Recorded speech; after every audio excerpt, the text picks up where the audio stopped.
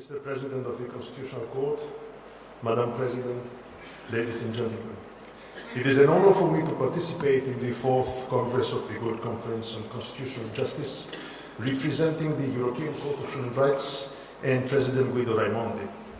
Our President was unable to travel these days due to an unfortunate event, but asked me to convey to you the importance he attaches to this Congress.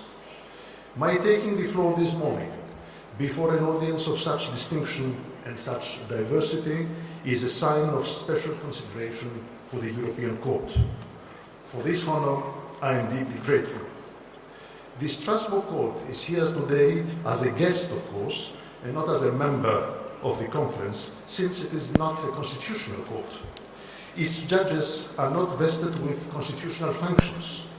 Rather, the European Court is a regional, international court exercising a treaty-based jurisdiction in respect of 47 European states, nearly all of which are represented here today. Notwithstanding these institutional differences, there is a strong and obvious affinity between the European Court and the member courts of the World Conference on Constitutional Justice. Above all, our court shares with you the mandate to protect fundamental human rights. In the broad domain of international law, the protection of human rights lies closest to the domain of national constitutional law. The European Court has time and again underlined the special character of the European Convention of Human Rights as a human rights treaty protecting individuals on an objective basis. End of quotation. Since the earliest days of the Convention, it has been reiterated at Strasbourg that the purpose of the Convention goes beyond the usual treaty function of setting out reciprocal rights and obligations of states. The Convention was drafted to realize the aims and ideals of the Council of Europe and to establish a common public order of the free democracies of Europe with the object of safeguarding their common heritage of political traditions, ideas, freedom, and the rule of law. These aims, ideals, and values are a faithful reflection of those embodied in constitutions, charters, and Bill of Rights throughout the world. In some of its most significant cases, the European Court has invoked the underlying values of the Convention in much the same way as constitutional jurisprudence draws upon the foundational values of the respective political community.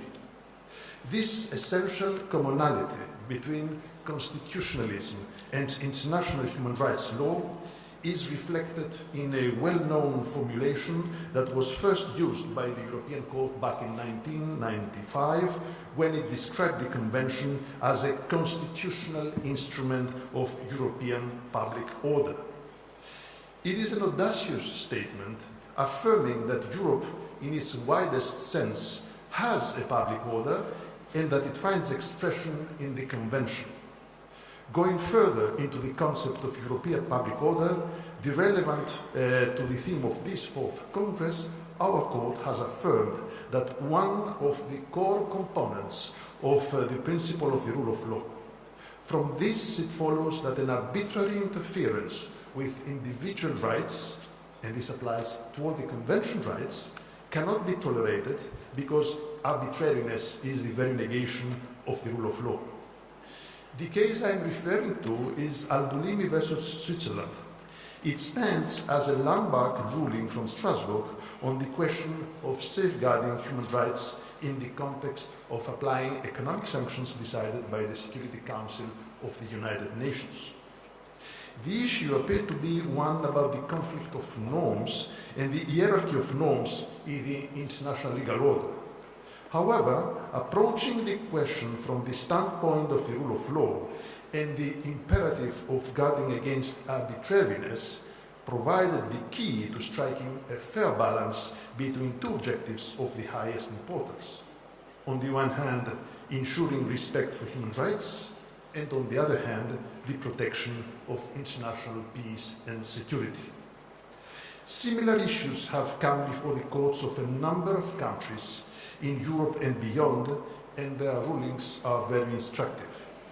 The European Court often uses a comparative methodology in its legal reasoning, drawing on the wisdom of constitutional courts and supreme courts. I know that in many of your courts, that courtesy is reciprocated and that you are attentive to the jurisprudence of Strasbourg.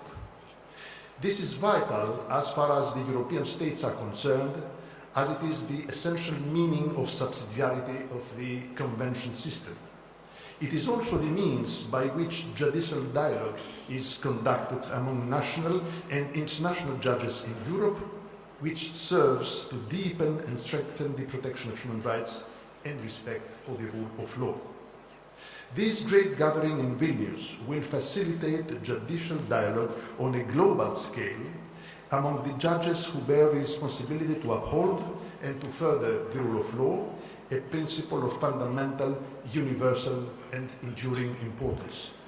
I am delighted to have had this opportunity to contribute to your proceedings, and I conclude here by thanking you for your attention. Thank you very much.